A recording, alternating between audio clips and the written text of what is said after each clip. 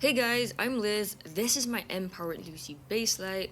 I've had this for almost 4 years now, since 2020, and I've been using it lightly over the past few years. And of course, here's all the different tests and experiments that I did with this lantern. You can find everything you need to know on the screen here, and I'm going to share everything I know with you right now, starting with the first point, and that's the unboxing and what you get in the box. Now, I've got a couple of lanterns from Mpowerd, but for this review, we're going to focus only on the BASE Light model, which is this one right here. And of course, here's the entire unboxing. I hope you like it.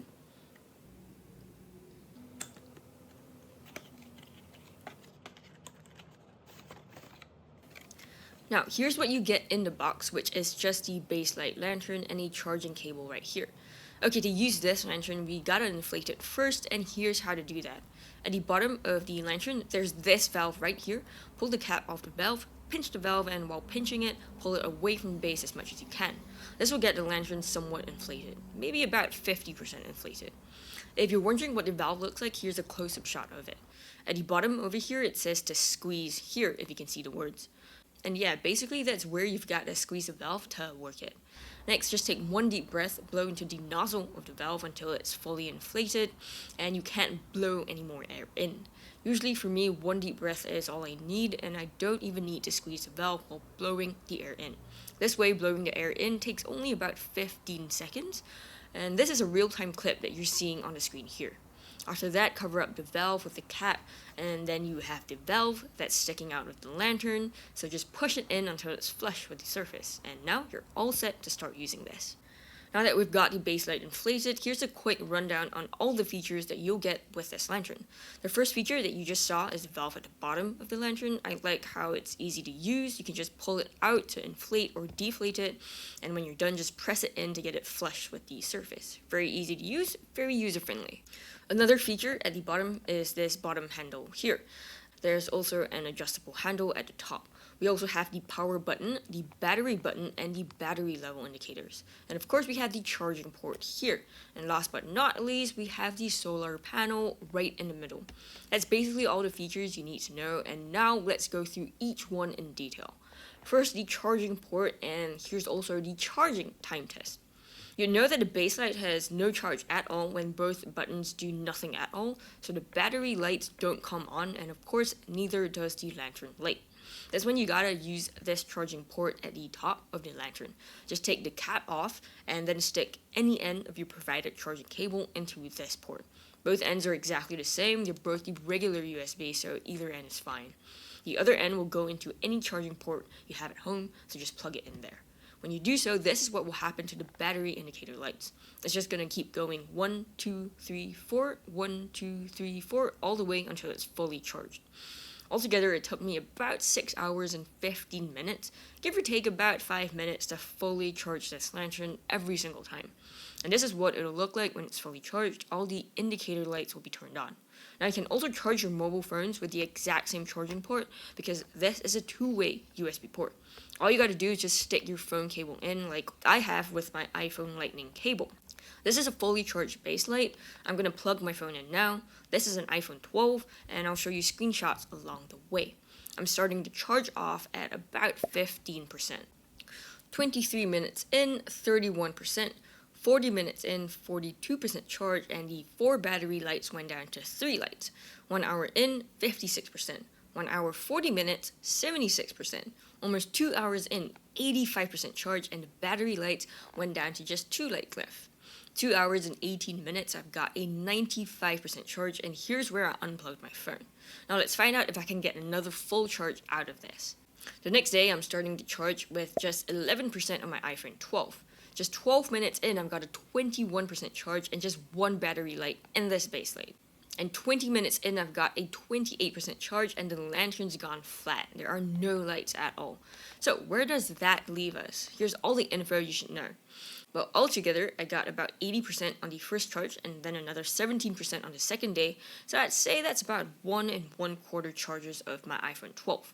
This base light has a capacity of 4,000 milliampere hour, while my iPhone has a capacity of 2,815, so I expected a little bit more from it. But just bear in mind that I've had this base light for about 4 years now, so I think it's held its capacity decently well, although maybe now it's dropped to like 3,000 milliampere hour or something.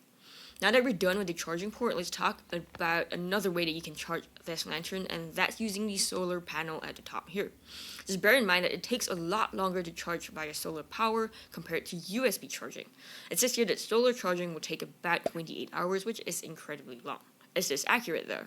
Well, I put my base light out in full sun for a whole 12 hours, 7 a.m. to 7 p.m. That's sunrise and sunset for me.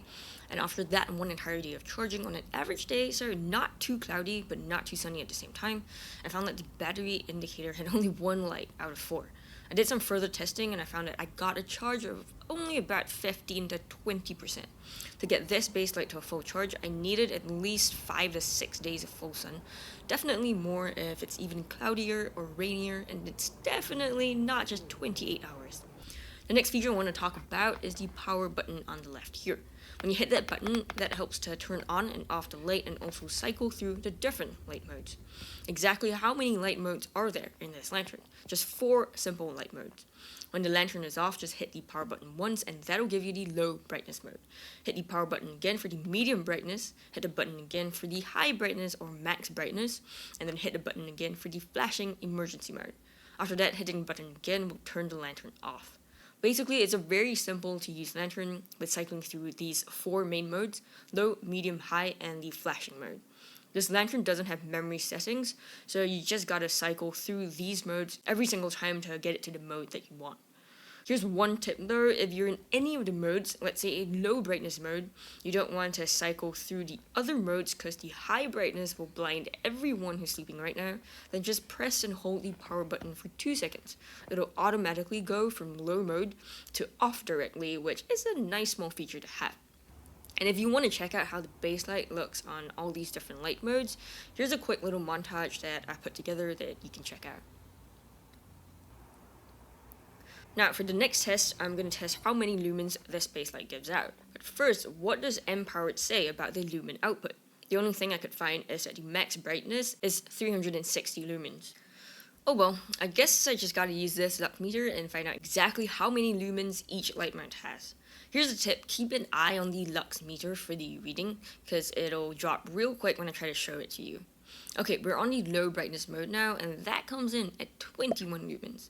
Notice how the lux meter reading drops immediately when I try to show it to you? That's what I'm talking about.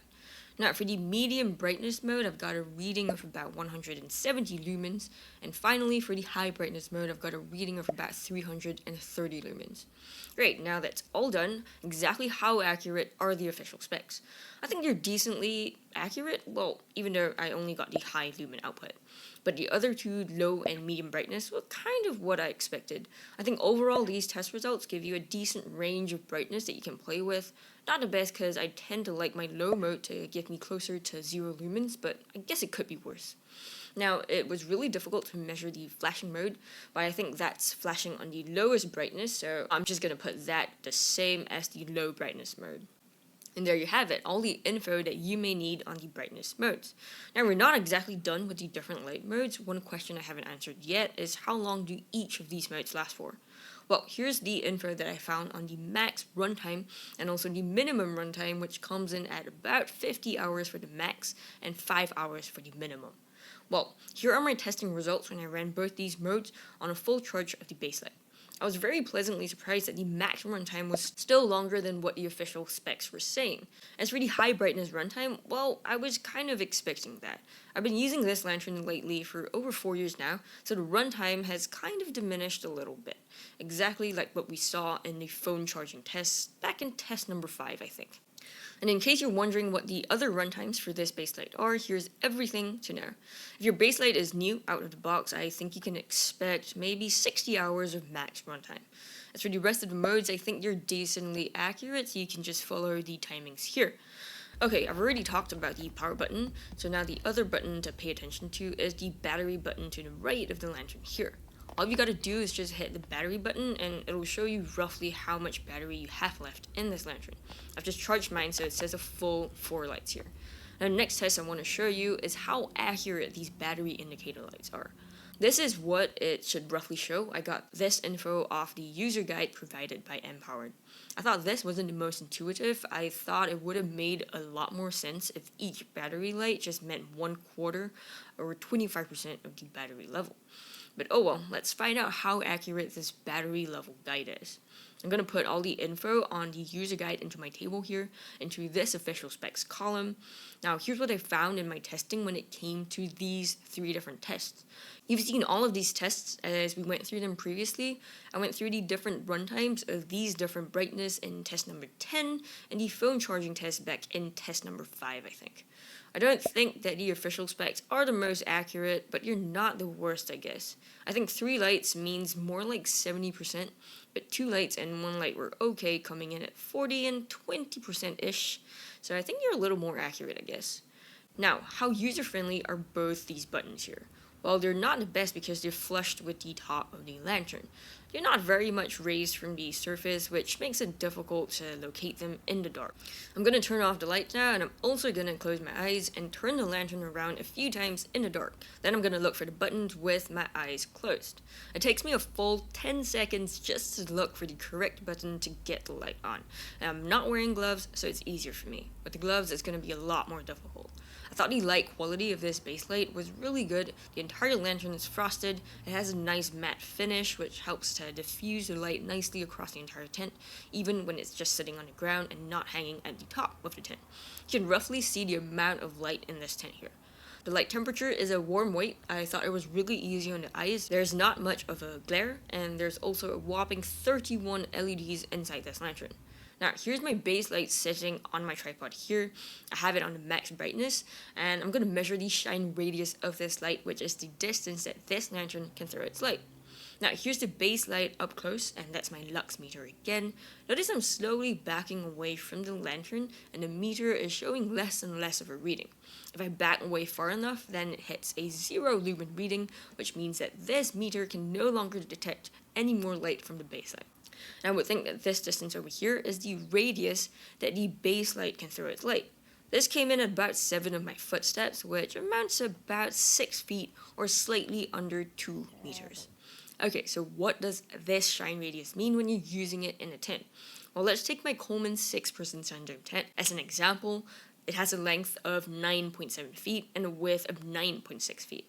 And since the base light has a shine radius of 6 feet, that means a total shine distance of 12 feet. Does that make sense? Here's a simple diagram to show you what I mean. Okay, so here's the base light in the middle, and this is the total shine area around the base light. Now, it has a shine radius of 6 feet in every direction, and the radius is half the circle, which means that the total shine distance is 6 times 2, which is about 12 feet, more than enough for the entire length of the sundome tent, and then some. I hope that makes a little bit more sense, and let me show you what the base light actually looks like in my Coleman sundome tent. Okay, here's the base light on its max brightness, and take a look at how much of the sundome is being lighted up. Basically, everything in the tent is lighted up, which is really nice. It's a little bit bright for just chilling, but it is great if you want to do stuff like play cards or read a book. It's really more than enough light to do anything like that. If you want to just chill or use this base light as a night light, I think the dimmest setting is a lot cozier, and here's what it looks like when it hangs at the top of the tent, and how much of the tent is lighted up. Reading a book is going to be a lot harder on this low brightness mode, though. It's not impossible, but you do have to strain your eyes a little bit. And here's what the outside of the sundome looks like with all these different light modes. First up, we have the low brightness mode. Next, the medium brightness mode. After that, we've got the high brightness mode, and notice on the ground that the light spills out from the tent because it's more than enough to light up the entire tent. Yeah, I think you got it now. And of course, we've got the strobe mode right here, and that's basically all the modes of the base light. Now onto the next feature. This base light has 2 handles, the first one at the top of the lantern, right here. This is an adjustable handle to stow it away. You can make it tight against the top like this, or if you want to carry it around, just adjust the strap to the second connection here. There are 2 of them right here. The second one makes the strap a lot looser, which is perfect for carrying around. It's also great for hanging up at the top of the tent as long as the lantern loop at the top is big enough for the handle to fit through. And at the bottom, we've got another handle here. I almost accidentally pulled the entire handle clean off right here because it's not the most well attached to the lantern itself. Also, this bottom handle isn't adjustable and it sits pretty tight against the lantern. The IP rating of this base light comes in at IP67, which means that it can be submerged in water up to 1 meter for up to 30 minutes. I first tested this base light in about 30 minutes of heavy rain by giving it a really good drenching down in really heavy rain. Oh yeah, in these shots here, it looks like the lantern is blinking, but it's actually not. I just don't know why it shows up like that on my camera, so just ignore it. Anyway, after this heavy rain test, the lantern was still working great with no defects at all. I also pulled open the port and found that no water got in. Well, there was a single tiny drop of water at the lip of the port, but hey, it was really heavy rain after all. I also tested the base light out further by dunking it in water for a full 30 minutes, completely submerged like this. And when I unhooked it and took it out 30 minutes later, it was still working great. The light was fully on, and it's still shining bright. The battery indicator light still works great, the light inside still works great, and there's no water that got into the port at all, so it's sealed off perfectly well, and I tried to show you a close-up shot of this right here. I actually wanted to test this at 1 meter underwater, but it was just so buoyant and it kept floating up no matter what I tried. Even completely deflated, it was just so buoyant. Oh well, I may update this test and redo it again in the future, so do subscribe for more updates. For the drop testing, I typically drop all my lanterns from hand height. This base light is a very lightweight lantern, and the air inside the lantern helps cushion it from shock. So even after dropping it, it's still fine. Again, the light is not supposed to be blinking, that's just my camera acting up, so just ignore that. I also even managed to drop the base light down a small slope. It hit against a rock along the way, and notice how the light is still on, and it's still holding up well. I picked it up to check it out, and yep, still working great. For portability, this base light weighs about 10.2 ounces or about 291 grams if you need that conversion. Without deflating it yet, the size of this base light comes in at about 5.9 inches in diameter at the top, and that's about 15 centimeters. The height without deflating it comes in at about 5.6 inches or 14.2 centimeters. Now to deflate this lantern, here's what you gotta do. First, pull off the valve cap right here. After that, pinch the valve where I showed you to pinch before, and then just use a little bit of force to compress all the air out. As you push the air out, stuff the fabric of the lantern in as well to pack it down nice and neat. And there you have it, the compressed base light. For pros, I think the biggest one is that this base light is super compact. When deflated, the height comes in at just about 1.5 inches, or just about 3.8 centimeters, which is 4 times smaller than it was before deflating it. Also, reinflating it is actually pretty easy, even though it's quite a big lantern. In case you didn't catch it during my test, one tip is to open the valve, press on it, and then pull as much as possible. Even without using a single breath, you can get it more than 50% inflated, which is really cool. And after that, topping it off with your breath, I'm gonna do it off screen now, and that took me less than 10 seconds to get it topped off. 8 seconds to be more exact. Deflation is even easier than the inflation. Just squeeze the valve and push all the air out, and squeeze all the fabric in. I timed it myself, and this took me only about 15 seconds, and I'll try to leave a real-time clip of me doing so on the screen here.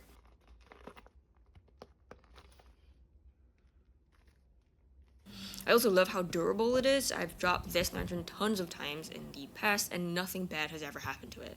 I also shouldn't forget to mention that it's completely waterproof, which is nice. I even managed to put my entire weight on it, and it didn't even pop. I also really liked the quality of the light, even on the brightest setting. It's still a very nice, warm, cozy color, and the frosting made it even cozier. It never felt too glaring. And after 4 years of light usage, I don't think that the capacity of my base light has diminished by that much, at most 20% or so.